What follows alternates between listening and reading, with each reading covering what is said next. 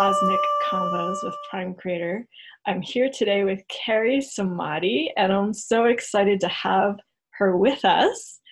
And I would like to share with you that Kerry is someone who serves the collective shift, which we all know is so important and on the forefront right now. So thank you, Kerry, for doing that. For more than 20 years, Kerry has had the privilege of guiding people's journeys into the ascension of human consciousness. As a psychic who specializes in higher dimensional communication, her work has taken many forms, from interspecies communication, ranging from interaction with the enlightened species in our own planetary backyard, as well as dolphins, elephants, and whales, to higher dimensional beings, both terrestrial and non-terrestrial, to private readings exploring the personal energetic signature of each person's evolutionary path, specifically the path of this lifetime within the framework of a greater soul trajectory aimed at expansion and ascension. Her energy is currently being redirected to teaching and reaching larger numbers as the collective human consciousness has requested support to make rapid and radical moves into higher consciousness, as well as ongoing support once that shift has taken place. I'm so grateful, Kerry, to you for the work that you're doing. It's so important. And I'm honored that you agreed to show up for this. I'm honored you asked me. So I'm excited about what the energy is that your questions are going to bring forth. So what I'm going to do is I'm just going to switch over to the Prime Creator energy, and I'll let you know when I'm ready. Wonderful. Thank you. Hello, dear one. What questions would you like to ask? The question that I would like to ask is something that I've been asked many times and something that I've pondered many times. Why is there evil?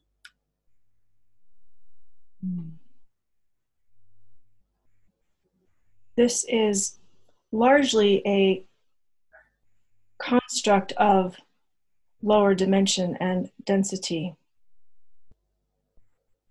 meaning that in the realm of non-polarity, non-duality, this construct does not have meaning. Evil is a term given to slower vibrational thoughts, intentions, creations, etc. But it is not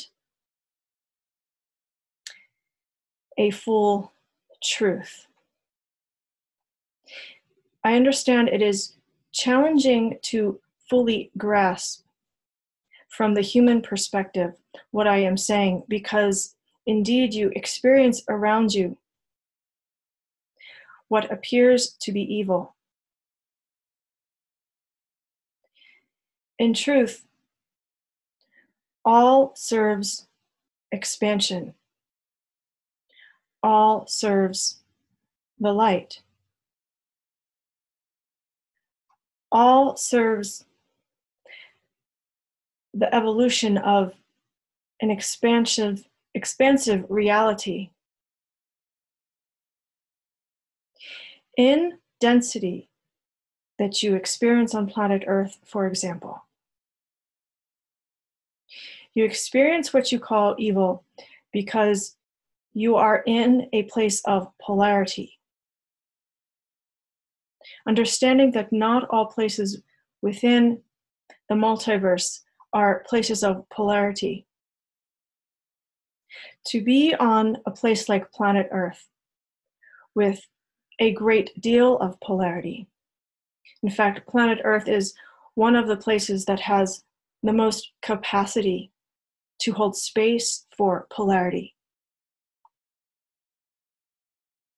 In a place like planet Earth, this polarity serves to challenge, to provide opportunities for mastery, to learn how to navigate great density. For at the soul level, in light body form, you do not experience polarity in the same way as when you come to a place like planet Earth, for example. And so it is an opportunity for the soul to expand, to grow, to become more hardy, to become more masterful. Understanding that all these terms I use are simply a use of language to describe something much greater. What about the beings, the innocents, children, animals, who have either experienced torture or death at the hands of evil? Yes, dear one. What about them, and why is it allowed?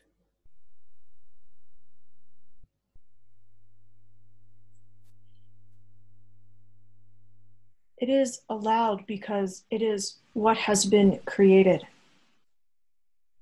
Now, you may want to put the responsibility on myself with such a name as Prime Creator. However, it is the collective that is creating.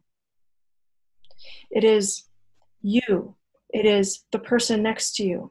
It is the person around the globe from you.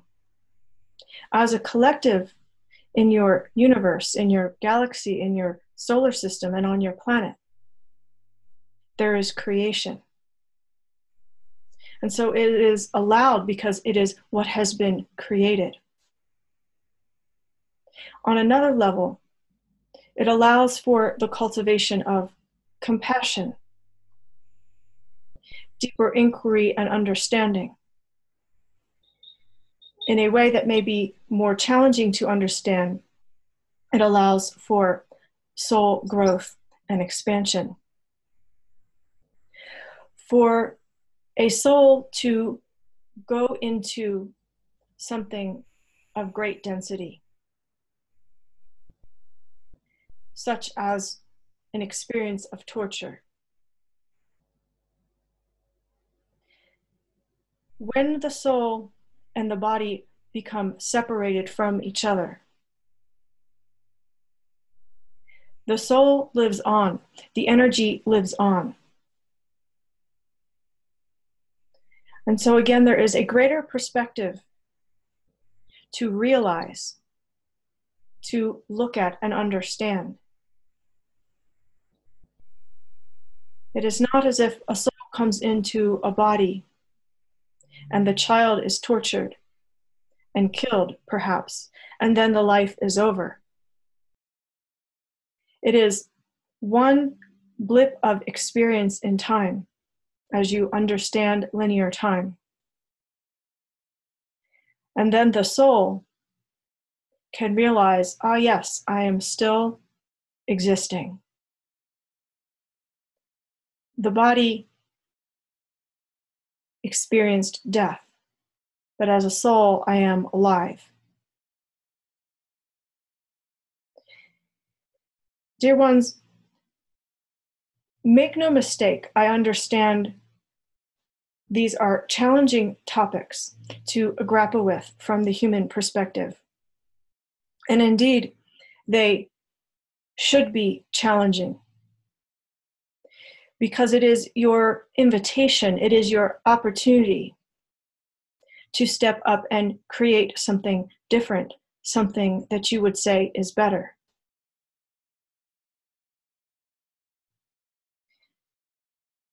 It is not to say that those inflicting the pain are not held responsible. For indeed, each soul, each being is responsible for the energy they put out. But it is to say that from a larger perspective, it is all part of a divine tapestry of experience. And if you do not like what you see in your environment, it is up to you as individuals and as the collective to come together to create something that is much more harmonious and uplifting for each being. I thank you for your question, dear one. Thank you. My next question follows on a similar line, and it's about AI. What is AI? Is AI a part of you or not?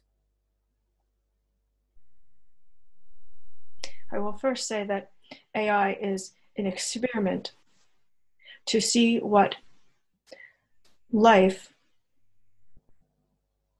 would be like without having a soul.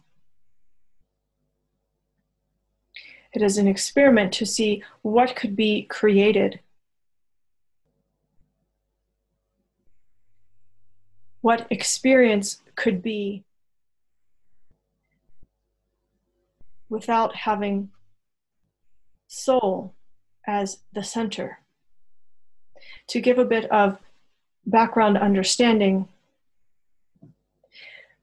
most life in your multiverse is soul-based, soul-centric, meaning each being, whether in light body form, soul form, human form, or some other physicalized form, is or contains or is with soul. While they may call your universe a hologram, it is still soul-centric. Each being has a soul. Artificial intelligence, on the other hand, is more of a program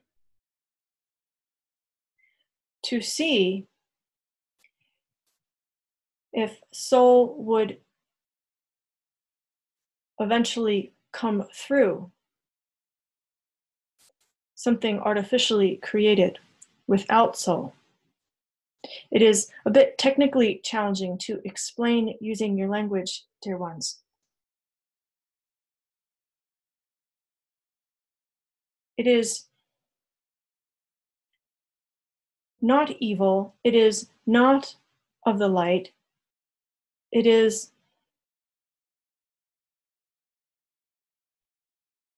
somewhat in a place of neutrality. And so, very much like your currencies, depending upon the person using the technology, is what makes it of the shadow or of the light.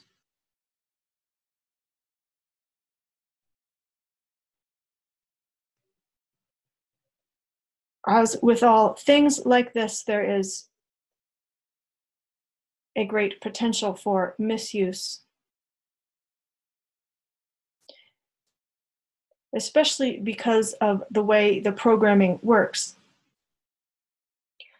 Into the programming can be encoded self-replication, and so it can quickly become out of control of those who created it, those who inserted the programming. And this is slightly different than soul-based beings, because the soul has autonomy, and at the deepest levels cannot be controlled except by the soul itself. You used the word earlier, hologram, and a question actually just sprang to my mind then when you said that, when you used that word, and it is, if this is a hologram, where is the real me?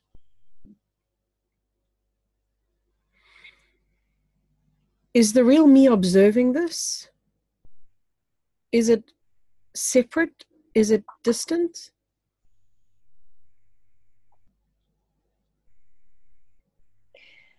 The real you is this. That is the simplest way to explain. Not to say that the real you is the hologram, but the real you is the experience. Again, there are limitations of language that may prevent us from fully understanding this with our mental capacities. The observer, which is more of a construct of your mind, of your brain,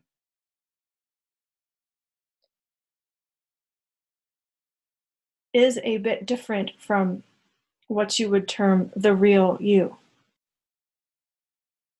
There is, however, the capacity for an integration of the human mind with the real you. It may be helpful to understand the real you as being your soul in the expression of a human form. And so whether you are in human form or other forms as a being, you are the hologram. It is when the soul incarnates into form that the hologram structure becomes more evident, more real. For as a soul, you simply are. But as you move into physicality with your soul, then the hologram structures seem more real to you as a being, because then you are bringing in capacities such as the human brain, or if you are in another form, other ways of intelligence to observe. Does this make sense, dear one? Yeah, thank you very much.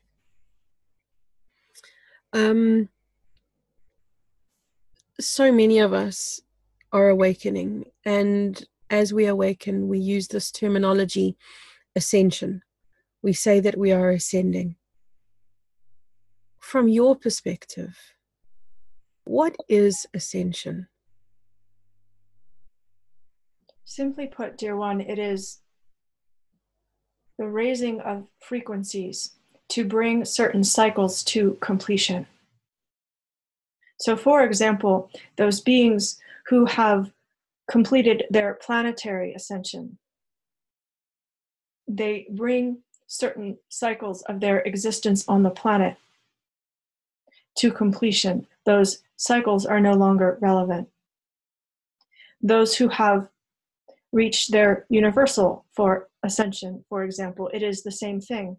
They have completed certain cycles of mastery, cycles of learning, cycles of bringing codes in from other realms and realities into this universe.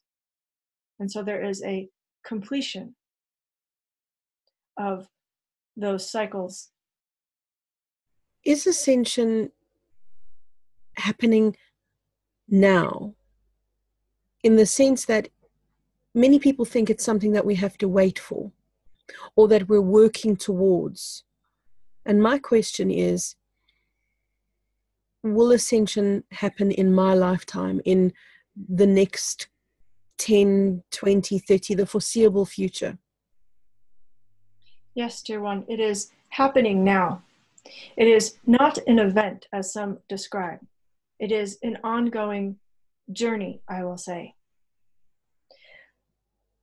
To give an understanding, as you in human form are operating on this planet, you can be working on different levels of your ascension, perhaps not even with conscious awareness.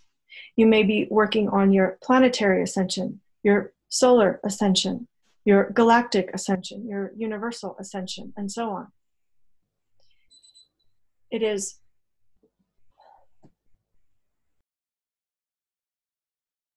more about the energetics and the soul journey, and less about tangible events that you would see or experience on your planet.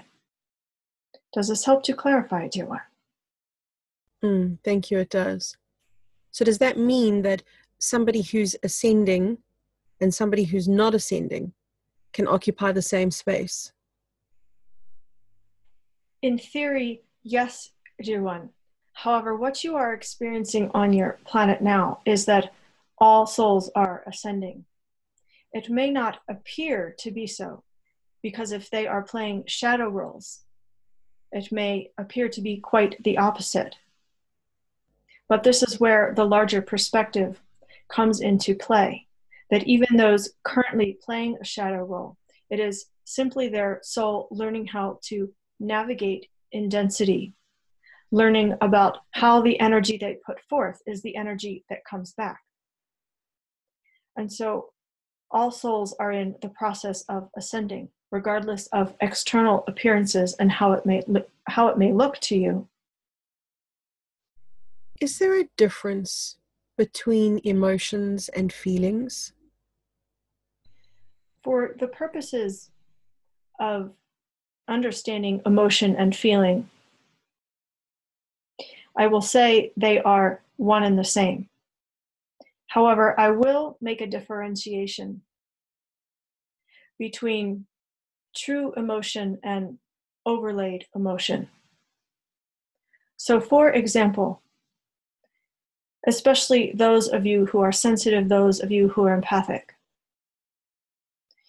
you have your emotion that you truly feel within you, your feelings, your joys, your angers, your sorrow, grief, your excitement, whatever the feeling may be. And then you have the overlaid emotion of the collective. You feel what everyone else is feeling, even though, or even if, it is not resonant or true to what you are feeling in the moment. And then you have the artificially constructed emotions. These come from your media, what some who work for the shadow would want you to feel. For example, fear. At this time, there is much constructed fear in the collective.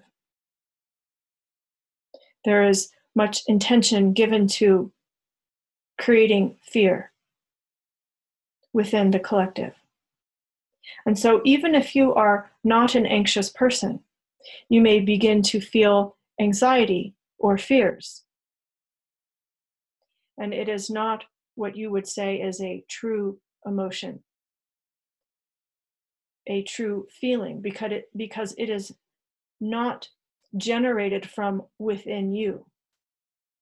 Rather, it is external, that gets into your field, into your emotional body.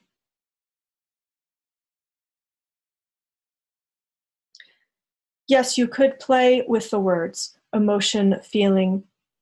You could differentiate. But for the general understanding, it is most helpful to understand that there is feeling that comes from within you and feeling that infiltrates from the external. Do you have further questions about this, dear one? It's a related question, and it's about what I notice in a lot of people, and especially children, that there's very high levels of anxiety and depression and ADHD and things which mainstream parents are medicating their children for, or as adults medicating themselves for. Is that truly the only way? And I ask that because I know that some of these people don't have access to healing. They don't have access to consciousness. So is medication for them the only alternative? It is not the only alternative, dear one. When you state that they do not have access to higher levels of consciousness, in some ways this is not truly correct, because this is available to all. It may not activate within them if they are not exposed to it, and this is where the challenge comes in. But truly it is available to all. Allow me to again give a higher perspective, larger perspective understanding of what is happening here. Many beings of higher frequency, many souls, are incarnating onto planet Earth at this time and in the past decades to lend support to the ascension process, to lend support to the shift that is occurring upon your planet and that the collective is creating. And this is part of the collective creation, to bring in more of these souls. What is happening, however, when they come into human form is they are overwhelmed with the density. And the knowing they had at the soul level becomes buried in the human experience of great density and lower vibration. And so they take on the collective energy of anxiety, depression, hyperactivity, etc.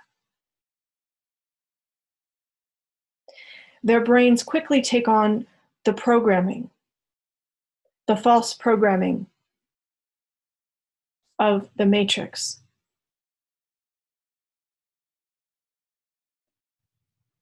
And so it is very challenging, especially for those who do not have exposure to alternative methods. It is very challenging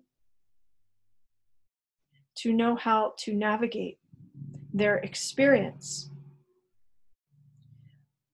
without medication, even in many cases with medication. The challenges of navigation are quite prevalent for these beings.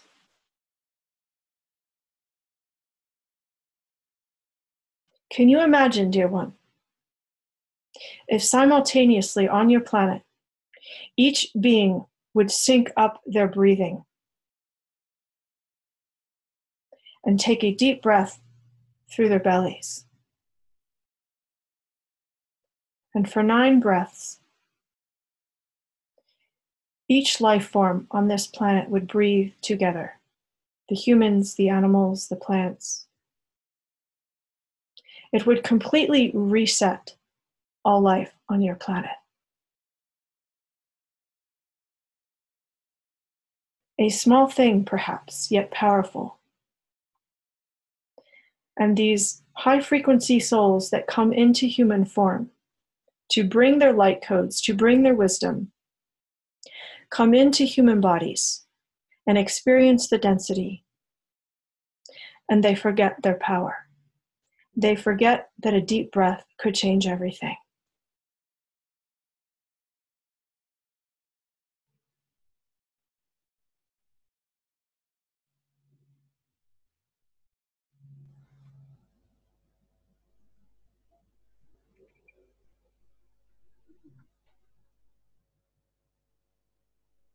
What else would you like to ask, dear one? That was so powerful, that vision. Thank you. I think many people have become aware of so many lifetimes that we've lived on this planet before in what is termed the reincarnation trap. Is that trap of reincarnation truly over? What happens now when we die? It is over for the souls who claim that it is over. So, for example, this trap indeed has been dismantled. However, those who continue to believe that it is still there will continue to perpetuate it. You are very powerful creators, dear ones. And so it is up to you to claim you are complete with it or not.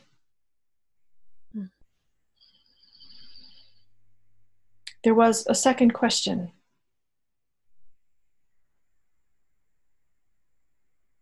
That was all I wanted to know. What happens when we die?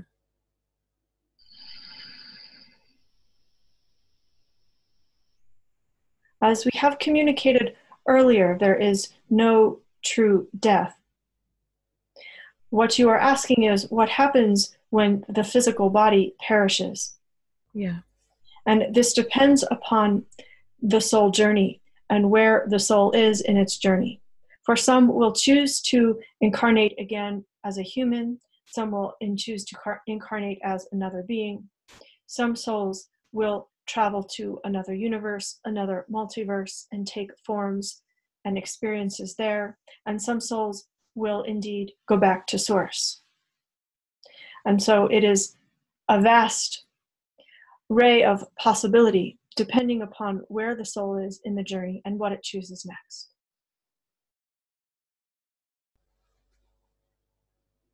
Thank you. Thank you for answering my questions. I thank you, dear one. And to those part of the greater conversation, I thank you, dear ones, for being part of this transmission and conversation, for being open and willing to receive greater expansion within your consciousness. And in this moment, I invite you to receive my energy. For in truth, as Prime Creator, it is your energy, for you are Prime Creator. I thank you, dear ones. I thank you. Thank you.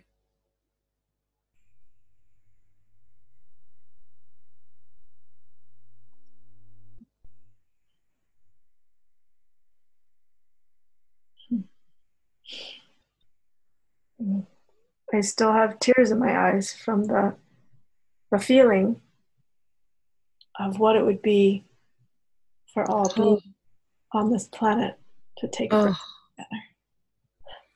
I was just enthralled. I was absolutely in that moment, and I was there witnessing the planet doing exactly that.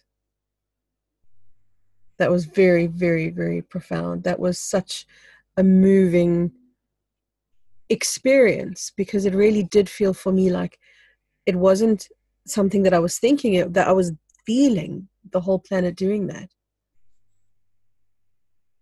So very beautiful. I want to boldly issue an invitation, either to you, Kerry, or to those of us who are here in this conversation with us. If you have the capacities, like technology-wise, and the connections to people across this planet, where we could organize such a thing, where we could get online and someone lead a collective breathing experience, sign me up. I'm all in. Let me know how we can make it happen. Yeah.